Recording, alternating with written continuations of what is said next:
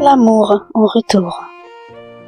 Dans la vie, l'avenir est un mystère qui nous échappe, et c'est sans doute pour cela qu'on nous rappelle souvent l'importance d'aider les plus démunis. Ce conseil résonne encore plus fort lorsque la vie nous frappe de plein fouet, nous laissant parfois désorientés et perdus, et que soudain, ce sont nos propres actions passées qui nous tendent la main. J'ai connu la douleur et la trahison, ces épreuves qui, comme des tempêtes, ont ravagé mon existence et obscurci mon ciel. Mais c'est aussi une histoire d'espoir, une lueur qui a su percer les ténèbres où mes gestes de bonté m'ont permis non seulement de me relever, mais aussi de guérir et de découvrir l'amour là où je l'attendais le moins. Aujourd'hui, je veux partager avec vous mon histoire, une histoire qui, je l'espère, illuminera votre propre chemin. Je m'appelle Brianna, et en tant qu'aînée d'une fratrie de 3 enfants, j'ai toujours ressenti le poids des responsabilités sur mes épaules. Mes parents me répétaient sans cesse que je devais être un exemple pour mon petit frère et ma petite sœur.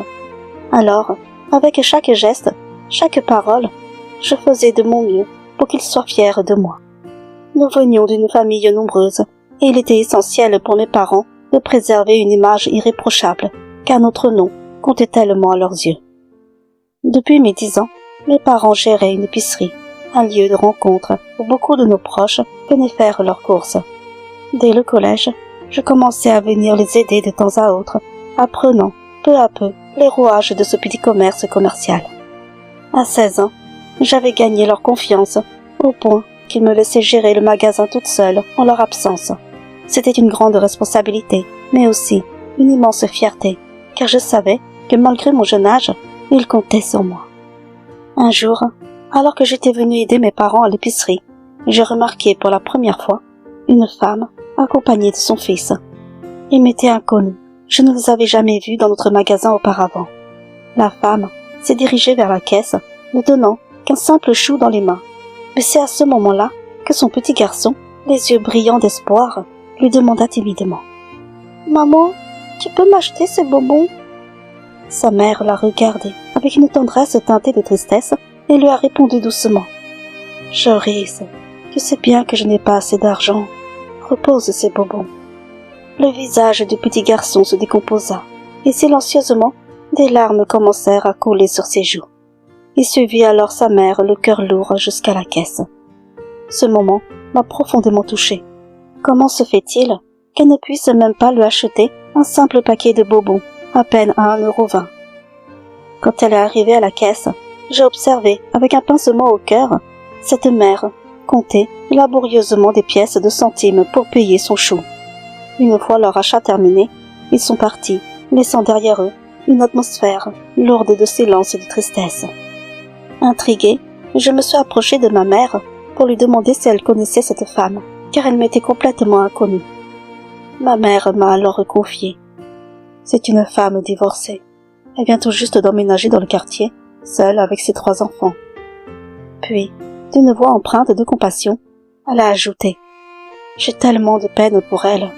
Les rumeurs disent que son mari l'a quittée pour une autre femme, la laissant malade, sans ressources, avec 3 enfants à sa charge. » Ces mots ont fait naître en moi un mélange de tristesse et d'injustice, me confrontant à la dure réalité que cette femme et ses enfants devaient endurer chaque jour. Une autre fois, la femme est revenue avec son fils.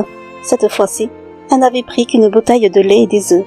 J'étais à la caisse ce jour-là, et je les observais discrètement. Au moment de payer, le petit garçon, qui devait avoir 9 ou 10 ans, tenait, de nouveau, un paquet de bonbons dans ses mains, les yeux pleins d'espoir. Avec une voix douce, mais insistante, il demanda à sa mère « Maman, tu peux m'acheter ces bonbons? Tu me l'avais promis la dernière fois. » Le visage de la mère se voila de tristesse. Elle baissa les yeux et murmura doucement « Joris, sois gentil, va les ranger. Tu sais bien que si je t'en prends, tes sœurs en voudront aussi. Quand j'en aurai assez d'argent, j'en achèterai pour vous 3. » Le petit garçon ne se laissa pas décourager. « Mais maman, j'en ai tellement envie. S'il te plaît, je partagerai avec mes sœurs. » supplia-t-il. les larmes menaçant de couler à nouveau. La mère, visiblement déchirée, fouilla désespérément dans son portefeuille, comptant encore une fois les centimes, avant de répondre d'une voix tremblante. « Tu vois bien, je n'ai pas assez. Sois raisonnable, va les reposer. » Assister à cette scène nous serrait le cœur.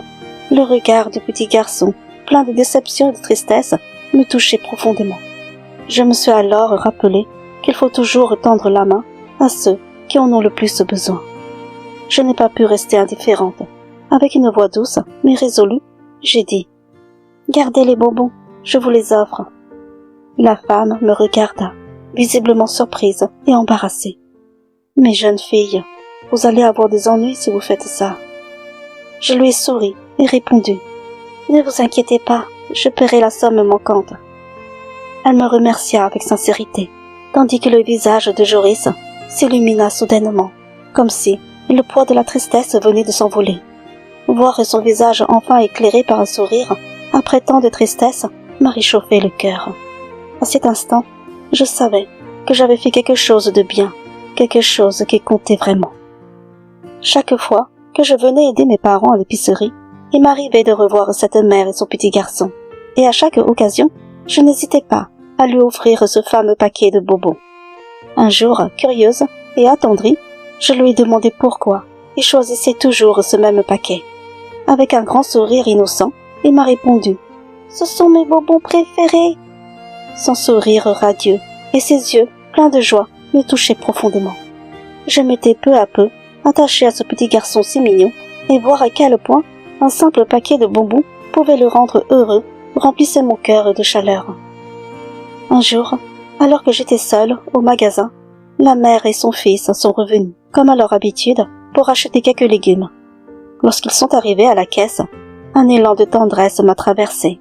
Je leur ai demandé d'attendre un instant, puis je suis allée dans la réserve. De là, j'ai sorti un carton rempli de ces fameux bonbons que le petit garçon adorait. Je voulais lui faire une surprise, un geste plus grand cette fois. Sa mère, surprise et visiblement émue, me regarda avec hésitation. « Non, c'est trop, vous ne devriez pas, » murmura-t-elle la voix tremblante. Je lui ai souri doucement et l'ai rassurée. « Ne vous en faites pas, ce magasin appartient à mes parents. Je n'aurai pas de problème, je vous le promets. » Le petit garçon, les yeux brillants de larmes, s'est précipité vers moi et m'a serré dans ses bras avec une telle force que j'en ai été bouleversée. Il leva alors les yeux vers moi, plein de sérieux, et déclara avec une détermination qui dépassait son âge. « Je te promets que je travaillerai dur, et quand je gagnerai beaucoup d'argent, je reviendrai te rembourser. » À cet instant, il semblait si mature, si sincère dans sa promesse. Je n'ai pas pu m'empêcher de sourire, et dans un ton taquin, je lui ai répondu. « Très bien, alors sèche tes larmes, et étudie bien à l'école. Quand tu seras grand, tu viendras me retrouver pour me rembourser. » Sa mère, les yeux également remplis de larmes, se tourna vers moi. « Je ne sais pas comment vous remercier, » dit-elle d'une voix brisée. « Je me sens tellement misérable de ne même pas pouvoir combler les désirs de mes enfants. J'ai tellement honte. » Ces mots m'ont frappé de plein fouet, et ce jour-là, nous avons pleuré ensemble, tous les trois, dans ce petit magasin. C'était la dernière fois que je les voyais. Je ne les ai jamais revus après ces jours. Plus tard, intriguée par leur absence, j'ai demandé à ma mère si elle savait ce qu'ils étaient devenus. Avec une voix attristée, elle m'a dit qu'elle avait entendu que la mère était décédée de sa maladie, laissant ses enfants orphelins. Ils avaient été envoyés vivre chez un cousin éloigné. Mon cœur s'est serré à cette nouvelle. Après le lycée, je suis partie pour l'université, et ma vie a pris un nouveau tournant. Avec les études et les nouvelles responsabilités, je n'avais plus le temps d'aider mes parents au magasin. C'est là-bas que j'ai rencontré Fiona, une fille pétillante qui est rapidement devenue une amie précieuse. Ensemble, nous avons traversé les années d'université et à la fin de nos études, nous avons toutes les deux trouvé du travail. Entre-temps, mes parents avaient déjà vendu le magasin pour se lancer dans une nouvelle aventure professionnelle. Les mois passaient et Fiona et moi sortions souvent ensemble. Elle me parlait toujours de ses petits copains, une succession d'histoires amoureuses, car elle attirait facilement les regards. Belle, charismatique et populaire auprès des hommes, Elle changeait souvent de partenaire et semblait profiter de chaque instant. De mon côté, c'était une autre histoire. J'avais beau avoir 26 ans, je n'étais jamais sortie avec un homme. Contrairement à Fiona, je n'étais ni aussi belle, ni aussi confiante. Elle était l'image même de la femme sûre d'elle, qui savait ce qu'elle voulait, tandis que moi, j'avais toujours du mal à croire qu'un homme puisse s'intéresser à moi. Chaque sortie avec elle me rappelait, d'une manière ou d'une autre, cette différence entre nous, même si elle ne m'en faisait jamais sentir coupable. Mais au fond, une partie de moi se demandait si je finirais par trouver quelqu'un qui me verrait autrement que comme la fille réservée et discrète que j'étais. Un soir, en rentrant du travail, j'ai découvert une visite inattendue chez nous. Une de mes cousines, visiblement bouleversée, était là, en pleurs, suppliant ma mère de l'aider. Intriguée et inquiète, j'ai demandé ce qui se passait. Elle m'a alors expliqué que son mari, gravement malade, avait été hospitalisé d'urgence. Elle se retrouvait seule, avec ses enfants. Et d'habitude, c'était son mari qui les gardait le week-end, pendant qu'elle travaillait comme vendeuse. Incapable de se libérer de ses horaires, elle n'avait plus personne pour s'occuper d'eux, et cherchait désespérément de l'aide. Ma mère, bien que touchée, hésitait. Je savais qu'elle n'était plus en très bonne forme ces derniers temps, et qu'assumer cette responsabilité serait trop difficile pour elle. En voyant son indécision et la détresse de ma cousine, j'ai pris une grande inspiration et proposé de m'en charger. Après tout, cela ne serait que temporaire jusqu'au retour de son mari de l'hôpital. À partir de ce moment, chaque week-end, je me rendais chez la cousine pour m'occuper de ses deux jeunes enfants. Même si cela bousculait un peu mon emploi du temps, je ne pouvais pas me résoudre à le laisser dans cette situation. Pendant ce temps, Fiona, toujours aussi présente dans ma vie, m'appelait régulièrement. Elle venait de se séparer de son petit ami et avait grand besoin de me parler, de passer du temps ensemble pour se changer les idées. Mais chaque fois, avec un petit pincement au cœur, je devais lui dire que je ne pouvais pas me libérer. Je m'excusais, expliquant que mes week-ends étaient désormais consacrés à jouer les babysitters. Un week-end, ma cousine m'a prévenu que l'un de ses neveux viendrait chercher ses enfants après le déjeuner pour les emmener à un anniversaire. Mon rôle était de les préparer pour leur sortie et d'attendre leur retour en fin d'après-midi. Ce jour-là, après les avoir fait déjeuner, je les ai habillés et préparés, puis j'ai attendu patiemment. Lorsque la sonnette a retenti, je suis allée ouvrir la porte, et là, devant moi, se tenait un jeune homme d'une beauté saisissante. Surpris, je l'ai écouté me dire qu'il venait pour les enfants. Sans un mot de plus, je les ai accompagnés jusqu'à la voiture pour les aider à s'installer. Avant de partir, il m'a demandé, avec curiosité, qui j'étais. Je me suis présentée, un peu nerveuse, et il m'a répondu avec un soupir qu'il s'appelait Dorian. À partir de ce jour, quelque chose de curieux s'est installé. Dorian revenait chaque week-end. Parfois, il prétextait vouloir emmener les enfants jouer. D'autres fois, il restait même dîner avec moi et la cousine. Il s'installait à notre table, et je me surprenais à attendre ces moments, même si je ne me l'avouais pas encore. Un soir, ma cousine m'a regardé avec un petit sourire complice et m'a confié. « Tu sais, Dorian est tombé amoureux de toi. C'est pour ça qu'il passe autant de temps ici. » Ces mots m'ont frappé. Je n'arrivais pas à y croire. Comment un homme aussi charmant, aussi sûr de lui, pouvait-il s'intéresser à moi? Et pourtant, petit à petit, Dorian et moi avons commencé à nous rapprocher. Ce qui semblait si improbable au début s'est transformé en quelque chose de réel. Peu à peu, j'ai ouvert mon cœur et nous avons fini par sortir ensemble. Lorsque le cousin est sorti de l'hôpital, j'ai enfin pu arrêter de jouer les babysitters. J'étais soulagée, mais en même temps, un nouveau chapitre de ma vie s'ouvrait avec Dorian. J'ai rapidement informé Fiona que j'avais un petit copain, et elle a été sincèrement ravie pour moi. Toujours enjouée, elle m'a proposé que nous sortions ensemble un week-end. Ce serait l'occasion idéale pour lui présenter Dorian. Le jour venu, Dorian et moi sommes allés récupérer Fiona pour aller au cinéma. Mais sur le chemin, quelque chose m'a dérangé. Fiona et Dorian ne cessaient de se parler, échangeant des rires et des anecdotes comme s'ils se connaissaient depuis longtemps. Assise au volant, j'essayais de me concentrer, mais une vague d'agacement montait en moi. À un moment, je n'ai pas pu m'empêcher de les interrompre, demandant, avec une pointe d'irritation, pourquoi ils avaient tant de choses à se dire. Fiona Avec un ton léger et taquin, m'a répondu: « Brianna, ton petit ami est vraiment très beau. Tu devrais bien le surveiller, tu sais. C'est le genre d'homme qui plaît beaucoup aux femmes, n'est-ce pas, Dorian ?»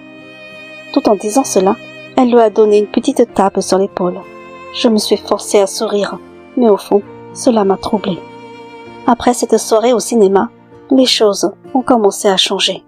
À chacune de nos sorties, Dorian insistait pour que j'invite Fiona à se joindre à nous. Mais moi, je voulais simplement passer du temps avec lui, en amoureux. Pourtant, à force d'insister, j'ai fini par céder et un jour, je l'ai appelée pour qu'elle nous rejoigne lors d'une balade. Ce jour-là, quelque chose en moi s'est brisé. Fiona et Dorian semblaient tellement complices, riant ensemble, me laissant de côté. Je me suis sentie invisible, une étrangère dans ma propre relation, et une pointe de jalousie a commencé à grandir en moi.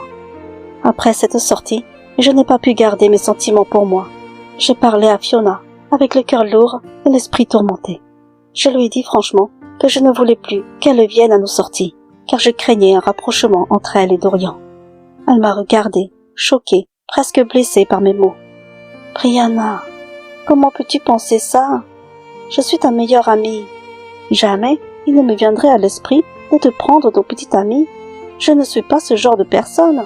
Si cela te rassure, je ne m'incrusterai plus dans vos sorties. Mais ne doute plus de moi, d'accord ?» Depuis ce jour, Fiona n'a plus participé à nos sorties. Après 1 an et demi de relation avec Dorian, ma vie a basculé lorsque j'ai découvert que j'étais enceinte de presque 3 mois. Une vague d'émotions m'a submergée, de l'inquiétude et un immense bonheur mêlé d'angoisse. J'ai rapidement prévenu Dorian, lui demandant ce que nous devions faire face à cette nouvelle. À ma grande surprise, il m'a pris dans ses bras et m'a rassuré.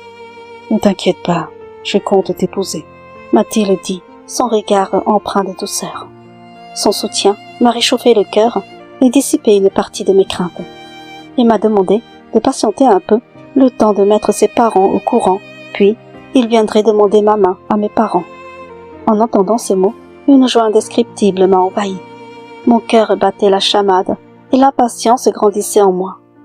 Je ne pouvais pas attendre ce moment où nous nous unirions officiellement, où notre amour se concrétiserait par un engagement. Quelques jours plus tard, alors que je rentrais de travail, un vendredi soir, une atmosphère pesante m'attendait chez moi.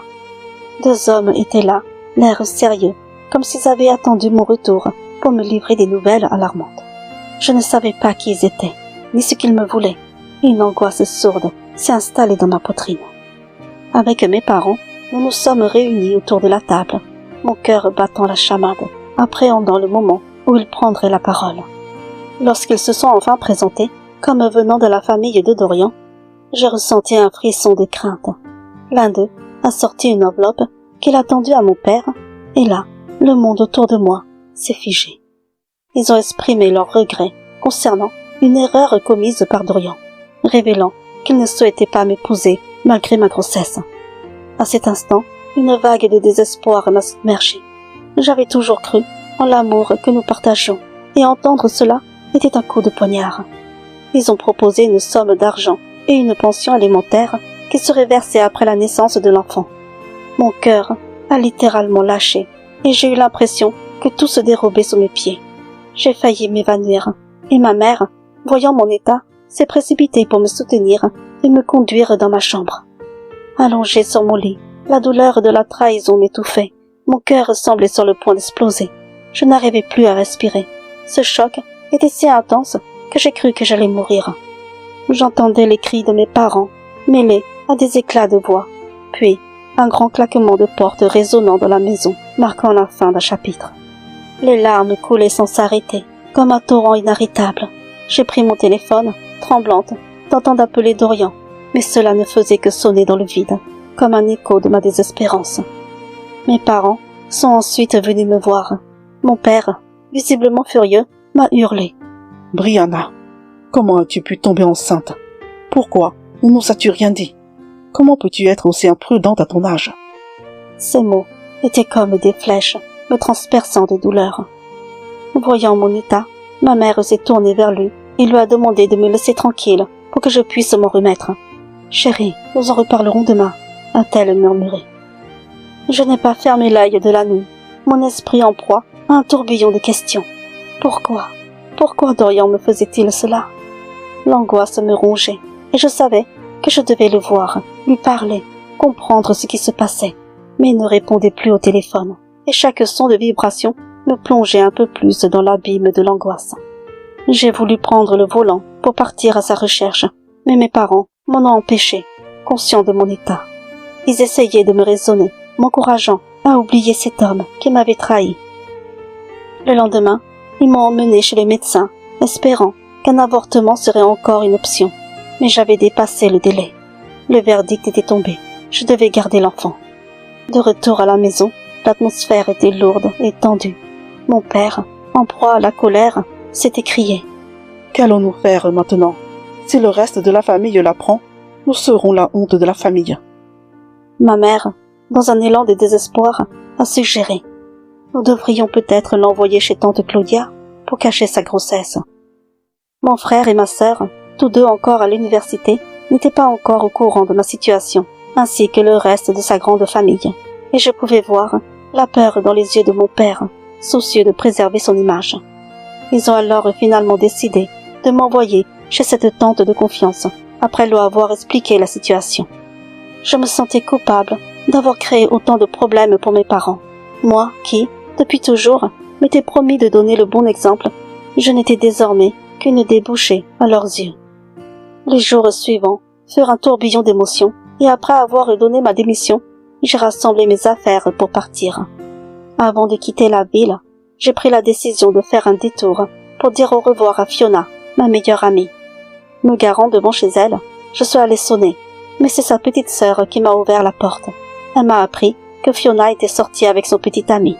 Surprise, je ne savais pas qu'elle avait quelqu'un en ce moment.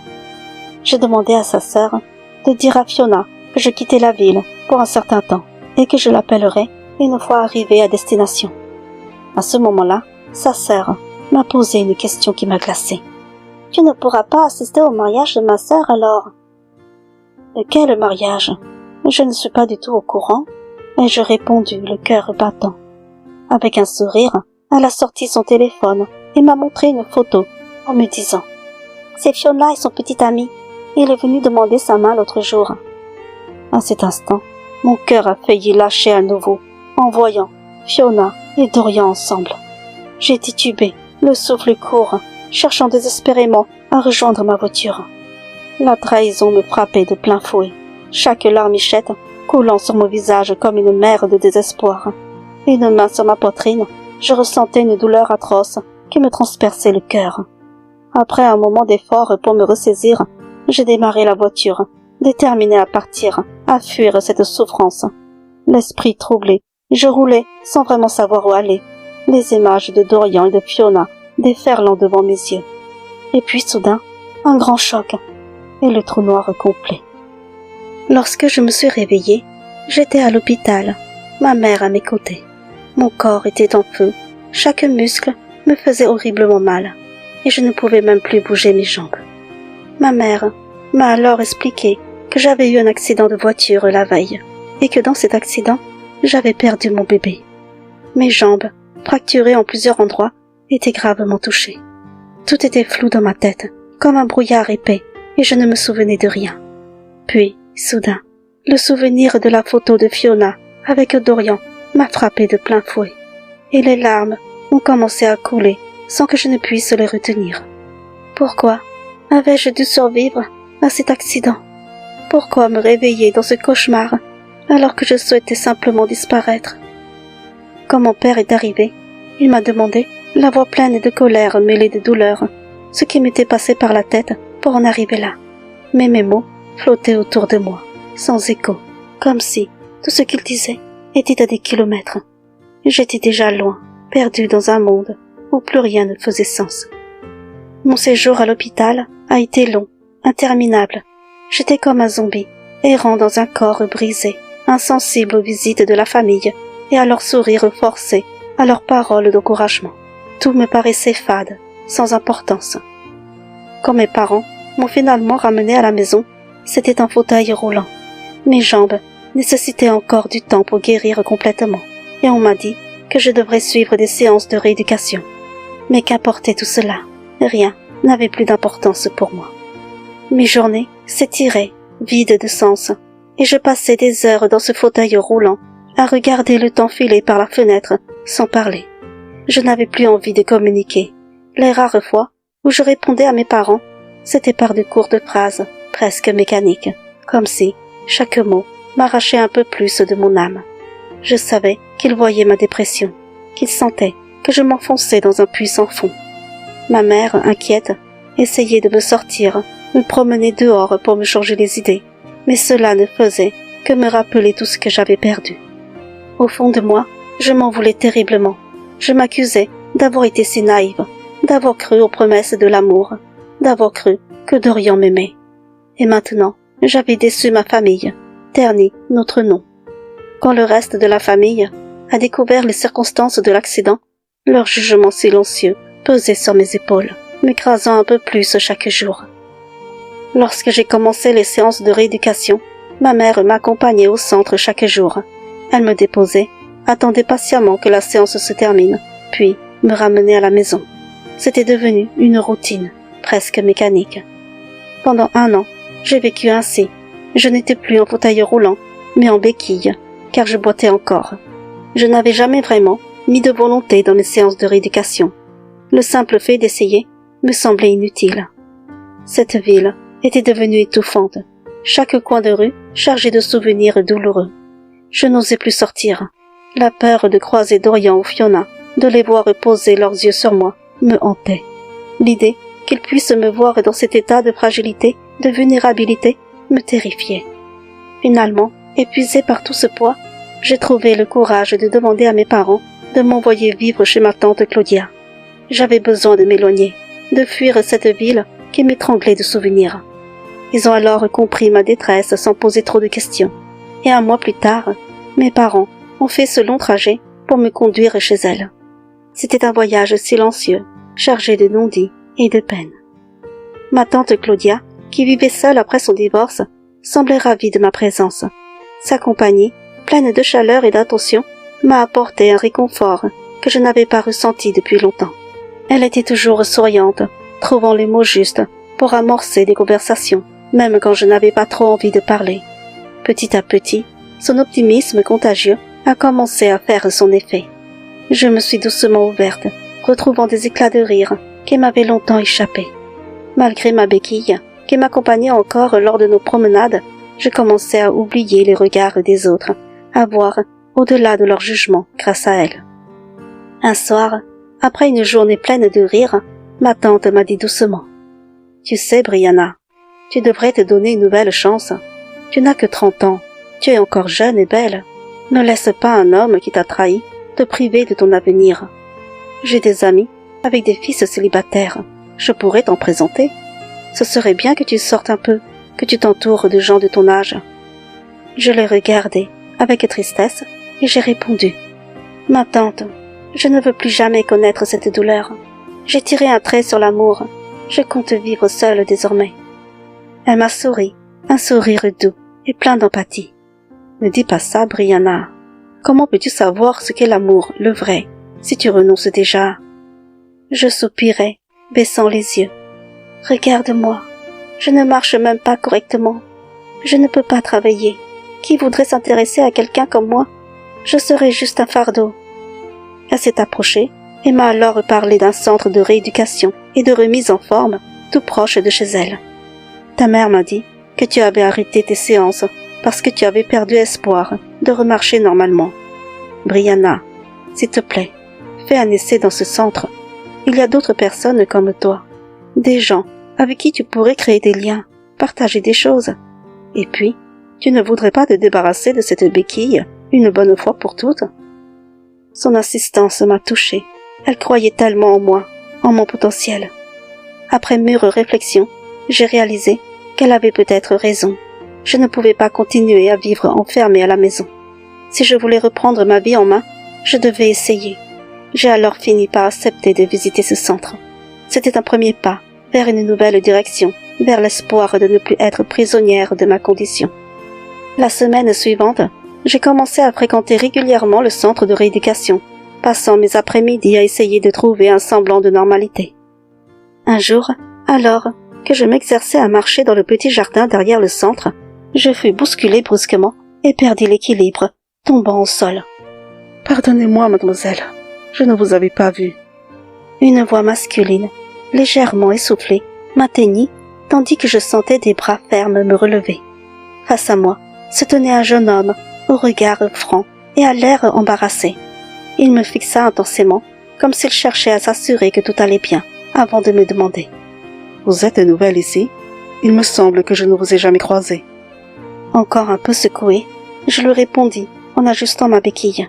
« Oui, en effet, ça ne fait que quelques jours. » Avec un sourire rassurant, il se proposa aussitôt de m'aider, m'accompagnant jusqu'à un banc à proximité. Malgré mes protestations, il s'agenouilla devant moi, examinant ma jambe. « Vous êtes médecin ?» demandai-je, intrigué par sa détermination. Il éclata alors d'un petit rire chaleureux avant de répondre. « Pas encore. Je suis étudiant en dernière année de médecine et je viens ici de temps en temps comme bénévole. Je me spécialise en ergothérapie. » Avant de partir, il me regarda avec curiosité. « Au fait, comment vous appelez-vous » Je me sentis soudain timide et répondis doucement. « Brianna. » Un sourire lumineux éclaira son visage. « Enchantée, Brianna. Moi, c'est Joris. Je crois bien qu'on va se croiser souvent par ici. N'hésitez pas à me solliciter si vous avez besoin de quoi que ce soit. » Puis, il s'éloigna, me laissant avec une étrange sensation, une chaleur douce que je n'avais pas ressentie depuis longtemps. Les jours suivants, Joris semblait apparaître partout. À chaque fois que je le croisais, il venait spontanément me demander comment j'allais, s'assurant que je suivais bien mon programme de rééducation, toujours avec ce sourire rassurant et cette bienveillance qui émanait de lui. Au début, sa présence me mettait mal à l'aise. J'étais encore enfermée dans ma douleur, dans mes doutes. Mais petit à petit, il a su m'apprivoiser, me mettre en confiance. Sa manière de me parler, de me traiter comme une personne à part entière et non comme une femme brisée, me réconfortait. Je me surprenais à m'ouvrir un peu plus chaque jour. Il était passionné par son travail, cela se voyait. Tous les patients semblaient l'adorer. Il savait trouver les bons mots, insuffler de l'espoir même dans les moments les plus difficiles. Et sans même que je m'en rende compte, il essayait de faire la même chose avec moi. Au fil des jours, Joris était devenu bien plus qu'un simple professionnel du centre de rééducation. Il était devenu comme un ami, quelqu'un sur qui je pouvais compter. Chaque jour, lors de ses rondes, il prenait toujours un moment pour venir me saluer. Parfois même, il s'asseyait avec moi pendant ses pauses pour discuter, me racontant des anecdotes ou essayant de me faire rire. Et un jour, sans vraiment savoir pourquoi, j'ai fini par lui confier ce que je n'avais partagé avec personne d'autre. La trahison de mon ex-petite amie et de ma meilleure amie, ainsi que l'accident qui avait tout bouleversé. À chaque fois, il m'écoutait avec une attention qui me touchait profondément, et ses encouragements m'aidaient à progresser, à croire que je pouvais redevenir la femme forte que j'étais. Un soir, ma tante m'a appelée pour me prévenir qu'elle serait en retard pour venir me chercher. Après ma séance au centre, je me suis retrouvée seule à attendre, perdue dans mes pensées. C'est alors que Joris est apparu avec ce sourire habituel et il m'a proposé de me raccompagner. J'ai d'abord refusé par politesse, mais il a insisté gentiment et j'ai finalement accepté. Lorsque nous sommes arrivés chez moi, ma tante n'était toujours pas rentrée. Je l'ai invité à entrer 5 minutes pour boire un verre et il a accepté.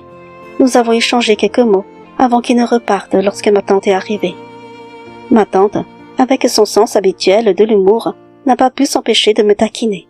« Brianna, ce jeune homme est vraiment charmant. Il a l'air de beaucoup t'apprécier. Es-tu certaine qu'il n'y a rien entre vous ?» J'ai alors ri nerveusement avant de lui répondre. « Ma tante, voyons, il travaille juste au centre. Il m'a proposé de me déposer, rien de plus. Ne va pas t'imaginer des choses. Et puis, il a 25 ans. Il est bien trop jeune pour moi. » Après 3 mois de rééducation, je n'avais plus besoin de mes béquilles. Joris me disait, avec enthousiasme, que bientôt, je pourrais même courir comme avant. Je commençais à retrouver espoir grâce à lui. Un soir, ma tante m'a annoncé qu'elle avait croisé Joris et l'avait invité à dîner pour le remercier de toute l'aide qu'il m'avait apportée. Je me sentais soudain extrêmement embarrassée.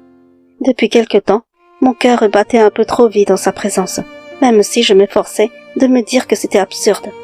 Pour moi, il n'était qu'un ami, presque un petit frère, et lui ne devait sûrement me voir que comme une de ses patientes. Le soir du dîner, j'étais nerveuse. Quand Joris est arrivé, j'essayais de garder mon calme, mais c'était difficile. Pendant le repas, je parlais à peine, laissant ma tante animer la conversation. Puis, sans crier gare, elle lui a posé une question qui m'a fait rougir de honte. « Alors, Joris, as-tu une petite amie ?» Il a souri et répondu calmement. « Je n'en ai pas. Entre mes études et mon travail au centre, je n'ai pas vraiment le temps de me trouver une copine. » C'est alors que ma tante, toujours aussi directe, a demandé avec un sourire. « Et que penses-tu de ma Brianna ?» Je me suis sentie brûler de gêne à cet instant. Pourquoi avait-elle posé cette question si gênante? J'ai vite réagi en protestant. « Ma tante, arrête de le taquiner !» Mais Joris, toujours avec ce sourire doux, a répondu. « Brianna est une très belle femme, mais je pense qu'elle ne me verrait jamais autrement que comme un petit frère. » Mon cœur s'est serré à ces mots, et pour cacher mon malaise, je me suis levée brusquement en disant « Je vais aller chercher le dessert. » Après ce dîner, Joris commençait à me raccompagner régulièrement le soir. Nous nous retrouvions souvent devant chez moi, échangeant quelques mots avant de nous dire au revoir. Au fil des mois, notre complicité s'intensifiait, créant une bulle autour de nous. Peu à peu, malgré mes efforts pour rester distante, je sentais mes sentiments pour lui évoluer. J'étais tombée amoureuse de lui, même si je m'étais juré de ne plus jamais laisser mon cœur s'ouvrir à l'amour. Mais l'amour, je l'avais appris, était imprévisible et n'obéissait à aucune promesse. Chaque geste, chaque regard de Joris me troublait de plus en plus. Il avait cette manière de me sourire, de me parler avec une douceur qui me donnait l'impression qu'il ressentait quelque chose pour moi aussi. Parfois, j'avais l'impression de lire dans ses yeux ce même mélange de tendresse et d'hésitation que je ressentais moi-même. Pourtant, malgré tout, un doute persistait. Et si ce n'était que de l'amitié? Et si je m'étais trompée? Si je voyais des signes là où il n'y en avait pas? Je me retrouvais alors piégée entre mon désir de lui avouer mes sentiments et la peur de briser ce lien précieux que nous avions construit. L'idée de prendre ce risque me terrifiait. Je n'étais pas prête à affronter un nouveau rejet, une autre douleur. Alors, je restais silencieuse, gardant mes émotions enfuies, espérant secrètement que peut-être il ferait le premier pas.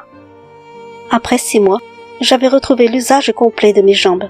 Je pouvais à nouveau courir, même si ce n'était pas encore sur de longues distances. C'était ma dernière séance au centre, un moment chargé d'émotions.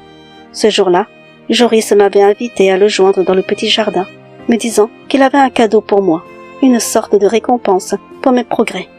Lorsque je l'ai rejoint, il était assis sur un banc, une boîte à ses côtés, l'air sérieux mais doux. Il a alors pris une grande inspiration avant de commencer à parler. « Brianna, il y a des choses que j'aurais dû te dire il y a bien longtemps, mais j'ai préféré attendre que tu sois rétablie. » Il m'a alors tendu la boîte, me demandant de l'ouvrir. Hésitante, j'ai soulevé le couvercle. À l'intérieur, il y avait une enveloppe et un emballage de bonbons. Je restais perplexe, ne comprenant pas ce que cela pouvait signifier. Alors, Joris a murmuré. « Brianna, tu te souviens de ces bonbons? Je suis le petit garçon à qui tu les avais offerts. » Le choc de ces mots m'a fait vaciller. Les souvenirs lointains me sont revenus comme un raz-de-marée. J'ai balbutié, stupéfaite. « C'était toi? Tu es vraiment ce petit garçon ?» Il a hoché la tête, un sourire nostalgique sur les lèvres. « Oui, il y a 5 ans, je suis retourné au magasin pour te retrouver, mais les propriétaires avaient changé. Je voulais te remercier et te rembourser, comme je te l'avais promis. » J'étais si étonnée que les mots me manquaient. Il a continué. « Ces bonbons, je les adorais tellement que j'en rêvais la nuit. Quand tu m'as offert ce carton entier, tu ne peux pas imaginer la joie que ça m'a apporté. J'en ai donné à mes sœurs, mais je gardais précieusement le reste, ne mangeant qu'1 ou 2 bonbons par jour pour les faire durer le plus longtemps possible. J'ai toujours voulu te rendre cette gentillesse. Quand j'ai vu ton nom sur la fiche du centre, j'ai su que c'était toi. » Je lui ai demandé, encore sous le choc, pourquoi je ne l'avais jamais revu après ce jour. Il m'a alors raconté, d'une voix plus grave, que la vie avait pris un tournant sombre après le décès de sa mère. Lui et ses sœurs avaient été séparés, lui vivant chez un cousin et ses sœurs chez une tante. Puis il m'a tendu l'enveloppe et m'a demandé de l'ouvrir. À l'intérieur, il y avait un chèque de 2000 €. Stupéfaite, j'ai protesté. « Mais Joris, pourquoi un tel chèque? Je ne peux pas accepter ça. À l'époque, tu étais juste un enfant. Tout ce que je voulais, c'était te voir sourire, pas un remboursement. » Il m'a regardé avec cette tendresse qui me troublait tant. « Brianna, tu m'as offert bien plus que des bonbons. Tu m'as redonné le sourire à un moment où je l'avais perdu. Ces 6 derniers mois, j'ai fait tout ce que je pouvais pour te rendre ce même sourire, et j'ai réussi. Alors s'il te plaît, accepte ce cadeau. » À cet instant, la réalité m'a frappé de plein fouet. Toutes ces attentions, sa douceur, ce lien si spécial que nous avions tissé, ce n'était pas de l'amour, pas comme je l'avais espéré. C'était une sorte de gratitude, un retour de gentillesse. Il avait juste voulu m'aider à retrouver la joie de vivre, comme je l'avais fait pour lui des années auparavant. Mon cœur s'est serré en réalisant que je m'étais trompée, que ces gestes n'étaient pas empreints d'amour, mais de reconnaissance. J'ai alors souri, feignant une joie que je ne ressentais pas vraiment, et j'ai accepté ce cadeau. Je l'ai remercié pour tout ce qu'il avait fait pour moi, même si à l'intérieur, mon cœur se brisait un peu plus. Puis, rapidement, je suis rentrée chez moi, le poids de la déception alourdissant chacun de mes pas. De retour à la maison, les larmes coulaient silencieusement sur mon visage. Même si Joris était ce petit garçon que j'avais aidé autrefois, le sentiment que j'avais développé pour lui était bien plus profond. J'étais tombée sous son charme, sans même m'en rendre compte. La déception me dévorait de l'intérieur. Mais en même temps, une part de moi était heureuse d'avoir découvert la vérité, de savoir que j'avais marqué sa vie d'une manière positive. J'avais aidé un enfant autrefois, et aujourd'hui, il m'avait aidé en retour. Après cette dernière rencontre au centre, Joris a disparu de ma vie. Je ne l'ai plus revu. Avec le regain de confiance qu'il m'avait insufflé, j'ai réussi à décrocher un travail assez facilement, déterminé à reprendre le fil de ma vie. Chaque jour, je faisais de mon mieux pour tenter d'oublier Joris. 2 mois plus tard, en rentrant du travail, je suis entrée dans la maison et j'ai découvert ma tante en pleine discussion avec Joris. Mon cœur a fait un bond dans ma poitrine, la surprise me figeant sur place. Que faisait-il là? Était-ce encore un coup monté par ma tante? Avant que je puisse dire un mot, Joris s'est levé et s'est avancé vers moi. Ses yeux brillaient d'une intensité que je n'avais jamais vue.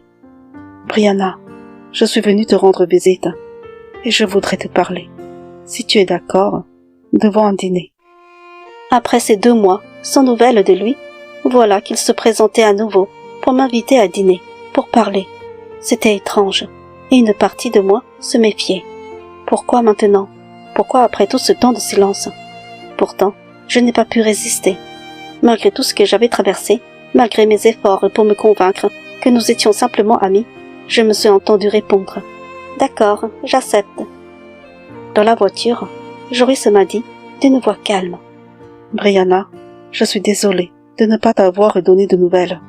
J'étais concentrée sur mes examens. Mais maintenant, c'est fini. J'ai enfin terminé mes études. » Je l'ai félicité, un sourire léger sur les lèvres, comme je l'aurais fait pour un petit frère. Dans ma tête, je me disais qu'il avait probablement voulu partager cette étape importante avec quelqu'un, et c'est pour cela qu'il m'avait invité ce soir, peut-être simplement pour célébrer son diplôme. Une fois installé dans un petit restaurant, après avoir passé commande, Joris m'a regardé d'un air sérieux et m'a demandé doucement « Brianna, comment me vois-tu, toi ?» Je lui ai répondu, avec un sourire, sans trop y réfléchir. « Eh bien, je te vois comme un ami, ou peut-être même comme un petit frère. » Il me fixa intensément, et son regard soudain, plus profond, m'a déstabilisé. « Brianna, moi, Je ne te vois pas comme une amie, et encore moins comme une grande sœur. Je te vois comme la femme de ma vie. » Mon cœur s'est alors figé, comme si le temps s'était arrêté autour de nous. Avais-je bien entendu? Je restais pétrifiée, incapable de prononcer un mot. Il poursuivit alors. « Je suis amoureux de toi, Brianna. Je sais que je suis plus jeune que toi, et que ça peut être un obstacle pour toi. Mais pourrais-tu envisager de me donner une chance, de tenter quelque chose avec moi, comme ton petit ami? » Mon esprit était en ébullition. Tout se mélangeait. Il m'aimait donc réellement, depuis tout ce temps? Et moi, qui avais douté, qui m'étais convaincue que ce n'était que de la reconnaissance, un geste de gentillesse. Troublée, je lui demandai. « Joris, depuis quand ressens-tu ça pour moi? Pourquoi me le dire maintenant? » Il me regarda avec tendresse et répondit. « Si je dois être honnête, je ne t'ai jamais oublié depuis mes 10 ans. Quand je t'ai bousculé la première fois au centre, je t'ai tout de suite reconnu, et je suis tombé immédiatement sous ton charme. Puis, j'ai couru vérifier ta fiche pour être certain que c'était toi. Tu étais devenue si belle, si différente de l'adolescente que j'avais connue. Puis, en passant du temps avec toi, ces sentiments sont devenus plus profonds. Mais je voulais d'abord finir mes études avant de te dire ce que je ressentais. » Son aveu me frappa en plein cœur. Tout ce temps, il m'avait aimé en silence. J'avais douté de mes propres sentiments, de ce lien que nous partagions, alors qu'il ressentait la même chose. Les larmes me montèrent aux yeux, mais cette fois, elles étaient de joie. « Joris, moi aussi je t'aime, » avouai-je enfin, brisant la barrière que j'avais érigée autour de mon cœur. « Et j'accepte de devenir ta petite amie. » Après ce dîner, tout a changé entre nous. Nous avons commencé à sortir ensemble, et chaque moment passé à ses côtés me remplissait de bonheur. Joris m'apportait une douceur et une tendresse que je n'avais jamais connues auparavant. 3 mois plus tard, alors que nous marchions main dans la main sous un ciel étoilé, il s'est tourné vers moi, a pris ma main, et il m'a demandé de l'épouser. Mon cœur a éclaté de joie, et les larmes ont coulé sans que je puisse les retenir. J'avais trouvé en lui bien plus que ce que je n'aurais jamais imaginé. Nous avons emménagé ensemble dans un petit appartement, rempli de rire et d'amour. Tout semblait si simple, si fluide. Puis est venu le moment de retourner dans la ville de mes parents pour célébrer notre mariage, un retour chargé d'émotions pour moi. C'est là-bas que j'ai appris une nouvelle surprenante. Dorian et Fiona avaient divorcé. Fiona l'avait trompé avec un autre homme. Et dans un moment de colère, Dorian avait levé la main sur elle, ce qui l'avait conduit au commissariat et scellé la fin de leur union. Une partie de moi aurait dû se sentir satisfaite de cette tournure des événements, mais en vérité, je ne ressentais rien. J'étais simplement passée à autre chose, bien au-delà de ces trahisons du passé. Mon cœur appartenait désormais à quelqu'un d'autre, à quelqu'un qui m'aimait profondément et sincèrement. Et à cet instant, en me tenant aux côtés de Joris, je savais que j'avais trouvé ma paix et mon bonheur. Aujourd'hui, je vis une vie que je n'aurais jamais osé rêver aux côtés de Joris et de nos enfants. Chaque jour est rempli de rire, de complicité et d'une paix intérieure que j'avais cru perdue à jamais. Si quelqu'un m'avait dit qu'en offrant un simple geste de gentillesse à un petit garçon autrefois triste, je trouverais des années plus tard le grand amour, je n'y aurais jamais cru. Mais la vie a ce don de nous surprendre et de transformer les plus petites actions en de magnifiques retours. Ce chemin n'a pas été facile, il a été semé de douleurs, de trahisons et de doutes, mais il m'a appris que parfois, il faut d'abord se perdre pour mieux se retrouver. Regardant en arrière, je réalise que chaque épreuve m'a mené là où je suis aujourd'hui. Les cicatrices que je porte, tant physiques qu'émotionnelles, sont devenues les marques de ma résilience. Je suis profondément reconnaissante d'avoir retrouvé l'amour dans les bras de celui qui m'a non seulement redonné un sourire, mais une raison de croire en l'avenir. La vie a cette façon de nous surprendre, et je suis heureuse d'avoir retrouvé en Joris mon bonheur et ma force.